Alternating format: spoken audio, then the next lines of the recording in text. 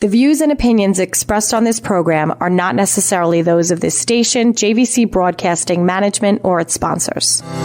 This is Denise Nostrom, CEO and founder of Diversified Financial Solutions. Now more than ever, investment advice is needed. Not just where best to invest your money, but why. Are you investing for your future retirement? Are you retired and looking to maximize your income? Are you maximizing your income and concerned with leaving money for your loved ones? Are you investing for your retirement at the same time saving for your children's education and at the same time saving to buy another home? Are the markets in line with your goals? Are your goals ever changing? Please contact me at 631-758-8691. That's 631-758-8691. Or visit us at diversifiedfinancial.biz. For over 25 years, I have been helping individuals, families, and business owners navigate through all market conditions with only one goal in mind, my clients. Visit me at diversifiedfinancial.biz or call Denise Nostrom, founder of Diversified Financial Solutions, at 631-758-8691. That's 631-758-8691 for a conversation about my most important client, you. Hello, everyone. Hope you are doing well. We made it to Friday. Thank you for tuning in and spending some time with me today before the long weekend. I am glad you are here. You are listening to The Financial Chick Show, and I am the Financial Chick. My name is Denise Nostrom, the CEO and owner of Diversified Financial Solutions, a full-service independent financial planning firm located in Medford. Your Financial Chick is here to help you make better financial decisions and choices to improve your life and reduce your anxiety and stress about money. If you want to know more about me or my firm, you can check out my website at financialchickshow.com. We are also on Facebook and Instagram at Diversified Financial Solutions. So like our pages to get updates and see what's happening. So you could tell my state of mind that I'm hoping it's going to be a long weekend because I've had a very, very tough week. But I'm very delighted to have a guest with me today in the studio. So as an independent financial advisor, I am fortunate to be able to offer my clients really any product or service that they really want or need. There are advisors out there that have to offer only those products that their firms can provide, or just use a cookie cutter approach and just sell one type of product or products to every client. I am thrilled to have amazing people that I work with that can help me to keep up with the various products and trends while I'm helping you, my clients, meet their financial goals. I am thrilled to introduce to you one of those people today, my good friend and colleague, Ken Junge. How are you, Ken? I'm doing well. Now that we're here together, this is going to be a great show we're going to have. It's going to be a great show, and I'm so glad that you're here. Like I said, it's been a rough week, and Ken's a person that just always lifts you up. You're just a good guy. I appreciate that. So how long have we known each other? I was trying to figure it. It's got to be at least 8 years. I was going to say 8 or 10 years. Probably, yeah. Yeah. When I had hair. How's that? Okay. All right. And we can track that back to 8 or 10 years. Probably. So I know there's a lot of rules and regulations, but can you tell us a little bit about yourself and Sure. what you do? So I've been in the business now a little over 30 years, started my career with a company that's no longer around, Lehman Brothers, way back when. Oh, okay. And I've been in the insurance business, probably almost all that time. So what I do is I call myself an employee separation specialist. And what that means is I help people transition from where they are with their retirement money into something that gives them complete control over the money, flexibility, and guarantees. So I try to help people get positioned better for their retirement. Awesome. And that's why you're always there to help me. Yeah. So sometimes I'll bring a case to you and say, listen, I don't know, with this type of person, what do we need to do? And we work on some things together and find solutions. And hence my company name, Diversified Financial Solutions. There you go. There we are. So today, our goal is to talk about some of the risks in retirement. So I'm so glad you're here because, again, no one explains it better than you. And, even better than that, you have the solutions to kind of help people minimize those risks. So I guess we'll get started. I guess you have a list here. The first thing would be, I guess we'll let you get started where you want to get started. Do you want to start with longevity? Or? You can start wherever. It'll just take us where we're going. All right. There's a number of risks in retirement, longevity being one of them. Let's face it, the one commonality between past generations and now is that we're retiring around the same age, early 60s, mid 60s, late 60s. So we're around where we were when our grandparents were retiring and so on. Mm-hmm. One key different thing that we're doing differently is we're living longer, right? Absolutely. So, if you look at, there's a, I'll ask everyone to Google this, Time Magazine cover, February 23rd, 2015. The only reason I know that exact date, it's my birthday. So when you Google it, I showed you this before, and you can read this off. What does that say right there? That says this baby could live to be 142 years old. That's right. It Wow. sounds unfathomable, but it could happen. I mean, look, the oldest person in the world right now, she's Japanese. She's 119 years old. Wow. The second one, another woman. I don't know why women are living so long. Well, because we rock. That's right. We like to, we'll go there later. So she's 118. Yeah. These people were born in 1903, 1904. They're my grandparents' age, right? So it's funny. What's the mortality of women today? Age 86. 86. Mm-hmm. Male, 84. My mom passed away 2 years ago at 86. She hit it right on. Perfect. Wow. She was right there. Right. Dad's still around. He's with us. He's in great shape. Even the kids said he could, Grampy could live to 100. And he could. And the funny, when they look at my pictures of my grandparents at my parents' house, I go, wow, they look old. I go, oh, they were old. And they passed away in their 70s. You got to realize when they were born in the early 1900s, my grandparents were born 1900, 01, 06, and 08. Wow. When they were born, mortality was 46 years. So for them to live to 75 years old, that's old. Right. So now we're living longer. But remember, we're still retiring at the same age. We're living longer. A lot of us don't have pensions. That's a problem. And that's a big change. Right. Yeah. We do. Well, it's common. We all have one common pension, Social Security. Right. That's not enough. So we need to supplement that. For those of us that don't have pensions. And I will tell you this, and what I've told people in seminars that I used to do 2 years ago, I haven't done seminars, pre-pandemic. But I'd always pick someone out in the audience that has a pension. And I say, I'm going to ask you 2 questions. They're rhetorical. You don't have to answer them. What's your rate of return in there? What are your expenses? And they don't know. I say, you know what? They don't care. Right. Right. And I looked over once because I was talking to the audience. I looked at the guy that had the pension. He was smiling. I said, what is it you like about your pension? He said, I get a check this month. Next month, I get another check. I said, that's right. You would have thought we scripted this out. And I said, ladies and gentlemen, these folks over here, because there was a whole table full of pensioners. I said, they're going to live a much more relaxed retirement, and they're going to live longer than the rest of us because they're not worried about the fluctuation. No money stress. That's right. Yep. And volatility is the key here. We've this past couple of weeks, several weeks, we've been seeing that for sure. And it's here to stay. You've got what's going on overseas there. How long is this going to last? This might turn into something it's bad enough as it is, turn into something even worse. Right. Well, we pray that doesn't happen. But again, we don't know. And that's the thing, is that the fear of the unknown, uncertainty. Right. So it's, volatility is key. You've got to diversify. You've got to stay focused. You want to rebalance. So if you're diversified and you're rebalancing, what you're doing with rebalancing, especially if it's automatic rebalancing, like a lot of my stuff that I own personally is automatic rebalancing. Reason being, as humans, we think emotionally. We don't think logically. So should I sell now? Should I buy now? When it's done automatically, it's done automatically. You don't know. Right. You can do it monthly, quarterly, semi-annually. There's no thought, no feeling, no emotion. There's a concept I came up with a few years back called the responsible approach to investing. I like it because it gives greater meaning and understanding of why rebalancing works. And how do you actually have someone psychologically diversify when you've got one asset class that's killing it? So here's a definition for you. Responsible. Able to respond. A responsible investor has the ability to respond to what? Opportunity. What's the opportunity out there? It's volatility. Volatility is not the problem. Volatility is the opportunity. It's only a problem for the person that cannot respond to that opportunity. Look, if I own large cap growth and it goes down, that's my opportunity. But if everything I own is already there, I can't respond. It's often heard when you go to a cocktail party and someone says, Denise, market's all over the place.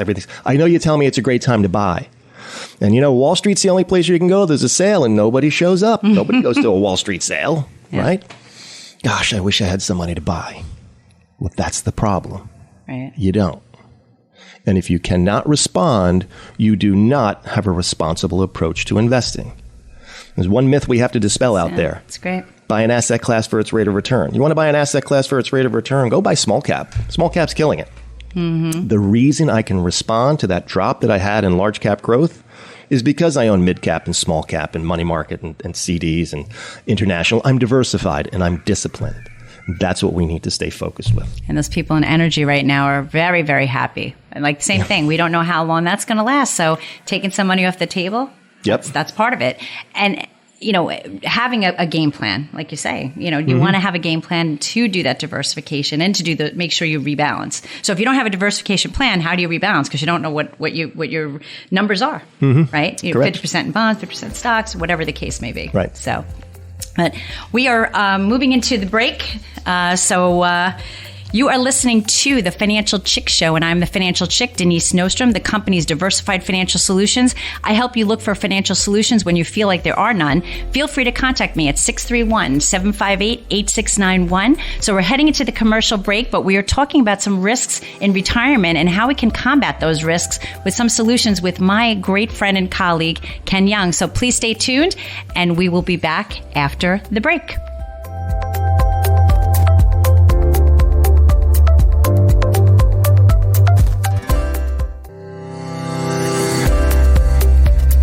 Welcome back. This is Denise Nostrom, the Financial Chick. My company's in Medford, and you could reach me at 631-758-8691 or visit my website at financialchickshow.com.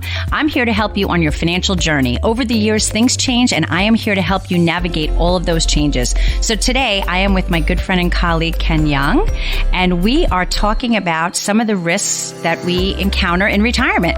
So we talked a little bit about diversification. We talked about longevity. People are living longer. So what are some other things that people have to be concerned about, and how should we help them along? Well, definitely the cost of healthcare. That's going to be your biggest detriment out there. For sure. No doubt. I mean, you can expect to spend up to $300,000 during retirement on healthcare costs. And people just ran their cars off the road, and thank you. Yeah. So keep it on the road, guys. But it's when you hear that number, it's huge. It is. Yeah. And, and if you have $1 million nest egg, which sounds like a lot, it's really not. Right. I mean, $1 million at 5% will give you $50,000 a year, and to live where we live, that's not much. And everybody in the listening area is on Long Island. And except the people on Facebook and all that. But right. Yeah, so it's a challenge. And it's all goes hand in hand with longevity. We're living longer. Well, you're going to have more healthcare needs. If I'll give you a little personal thing on me. I'm already up to 2 pills a day for blood pressure and Nexium, and I got my little pill box Sunday through Saturday already.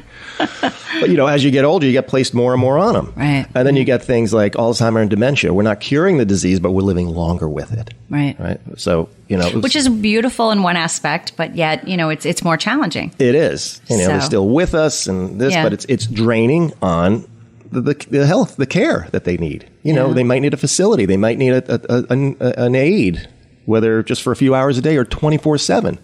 That's a burden. Yeah. So now, thank God, you have long-term care that can help alleviate part of that stress. Right. I'm working with some clients with that right now, that there's all the solutions too. You have the life insurance with the long-term care rider. So we've got a few different solutions to help. But, again, taking it out of your wealth of retirement, what do you do to live, had to pay the expenses, or if there's a spouse involved. So it's a challenge. Yeah.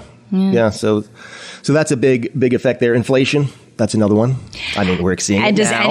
And people that didn't know what inflation was, they know what it is now. They so know it now. Yeah. Well, one of my examples is, it's that $20 haircut today for us men that used to be $15 a few years ago and was $5 when I had hair way back when. Or the example of a stamp. I mean, a stamp today is, I don't even know what it costs because a stamp has forever. What does it cost? 51 cents? I think they did that strategically, so we don't know how much it is. That's right. But 1973, it was 3 cents. Or a gallon of milk. Now it costs $5 plus a few years back. Or what will it be, in 2030? It's going to be like $10. I see you avoided the gas thing because that's the that's coming hot topic right now. Yeah. Gas. We all fill up even regular $4.50 a gallon. I've got the other car that needs premium, and that's even worse, Yeah. So it's all factoring in. We have to be able to mitigate these costs. And what's the best way to mitigate it? You need equities in the portfolio. You do. You can't. There's no wrong investment. And this is how I open up seminars. And I purposely say this, saying there's no wrong investment. Nothing wrong with stocks, bonds, mutual funds, annuities, cash, whatever you have. My analogy of investing is this: it's like fire. You're either going to cook with it or you're going to burn the house down. How are you using it? Yeah. So no one should be 100% in cash, because what's a money market paying today? Still about 0.1? Yeah. In some cases, 0. Well, it probably went up to 0.2 now. Oh, yeah, a little bit. But you're running at inflation, so now you're at a deficit of 6.9. Mm-hmm. You need equities in there, no matter what age. Some are more than others. True. Again, it gets back to diversification. Every story is different. But you need to combat inflation, especially for times like now. It's just amplified now because we all see it in the news, and we feel it. And it's starting to hurt all of us. And again, it affects our retirement because the plan that we had, say last year or 2 years ago, of what their spending would be is different now. So if you're not keeping pace with that, it's a serious situation. Yeah. Very serious. And it also gets down to investor behavior also.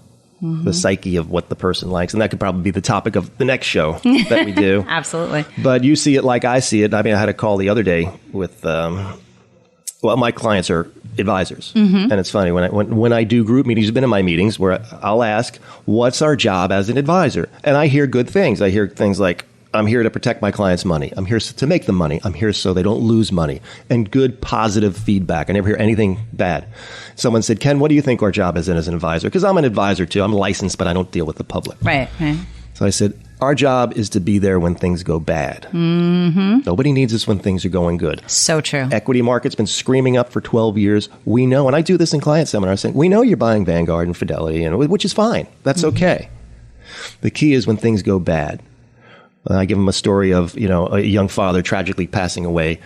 It's very hard on the family. But at least he had life insurance where they can replace most of his income and they can stay in the house. It's not going to help with the emotional side, but it will help the fact financially they're safe. Or like I gave you the example before, mom comes down with Alzheimer's and dementia. We're not curing the disease, but we're living longer with it. But thank God they have long-term care.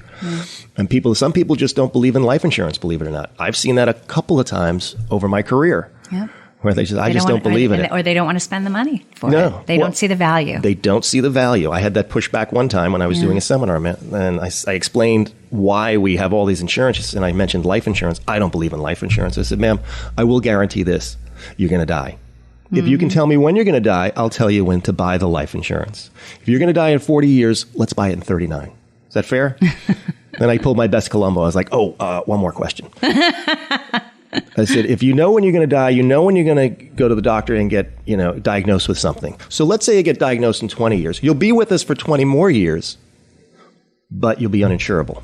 So let's get this in 19 years. I said, do you see what I'm getting at? When you don't want it is when you should be getting it.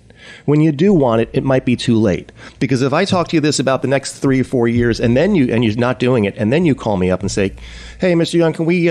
let's move forward with that life insurance. I said, my first question is, what did the doctor say? Right. Because you didn't have an epiphany now that all of a sudden, I need this life insurance. You were diagnosed with something or you had a tragedy happen. Right. So when you don't want it is when you should be getting it. And that's the mindset. This is why you use an advisor. I can do a lot of stuff. I can work on my car, but not today. I need a computer to do that. Yeah. But seriously, other stuff, my own taxes. I'm in the business. I'm not doing my taxes. I let the expert do that. Yeah. Same thing financially. People can spin our heads with what they're doing. This is what you do. Let them take care of everything else. You take care of this. Right. Yep. And that's what we say. We take stuff off your plate. I take stuff off your plate that you don't have to do so you can do the fun things in your life. Whether it be spending time with your family or traveling or just doing whatever it is that you want to do. Right. So it's always the... what you don't know will hurt you, right? Yeah. I mean, and that's when a lot of people will call like, oh yeah, I went into this fun family or I did this and I got this and I don't know what to do now. Like, well, we'll call them. Oh, I don't want to call them. I want to talk to you about it. Well, I don't know what it's about, So it's, we've had those situations for sure. That's right. I wanted to share a website I was telling you before about. Yeah. It's because we were talking about longevity, and I give this website. I've been using it for years. Gosh, 15 years probably. It's called livingto100.com. livingto100.com. Okay. It's a longevity website, and basically it asks you. I think it's a doctor on there, and it's just. He has a calculator.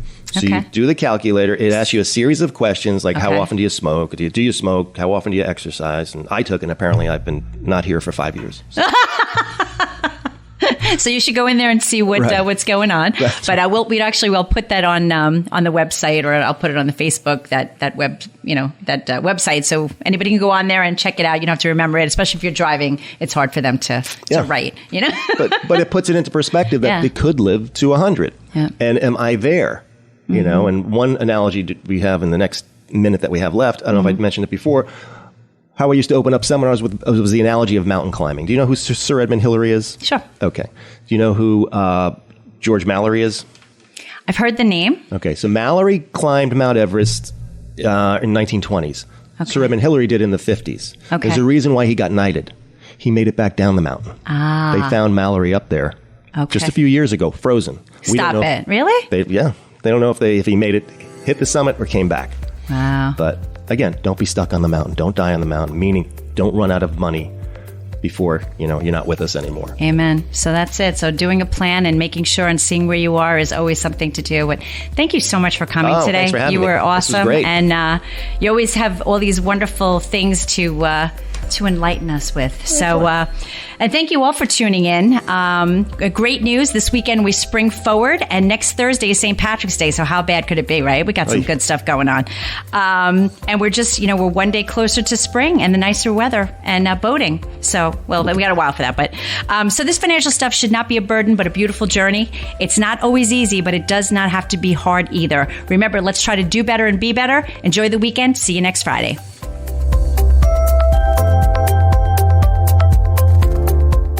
Advisory services offered through Blackridge Asset Management, LLC, a registered investment advisor. Securities are offered through Peak Brokerage Services, LLC, member FINRA, SIPC. Blackridge Asset Management and Diversified Financial Solutions are separate and independent entities from Peak Brokerage Services.